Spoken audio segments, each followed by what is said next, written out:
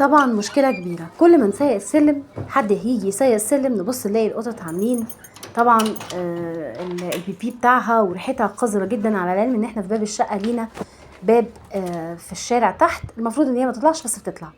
فطبعا جارتي قالت لي لا انت فعلا لو عايزة القطط ما تعملش تويلت على السلم ابدري شطة. فانا استغليت ان النهارده بصراحة جم يعني عملوا السلم غسلوه، وبعد ما غسلوه قمت نزلت بقى ببرطمان شطه. عايزه اقول لكم ان انا بدرته كله على السلم، حتى هتبصوا تلاقوا الاضاءه مش قويه قوي، بس انا بجد فعلا مليت السلم شطه. ليه؟ لان هي الحاجه الوحيده اللي مش بتخلي القطه تعمل تويلت. فانت دلوقتي لو عندك مشكله ان القطط بتيجي على السلالم، وطبعا ما ادراكي طبعا التويلت بتاع القطط ريحته وحشه جدا، احنا ما نقدرش نسم حيوان ولا نموت حيوان ولا نأذي حيوان، ولكن القدر المستطاع ان احنا نقدر نعمله ان احنا نحط شطه. فبالتالي هي المكان اللي فيه شطه مش هتقدر انها تيجي تعمل فيه تويلت. يعني ايه؟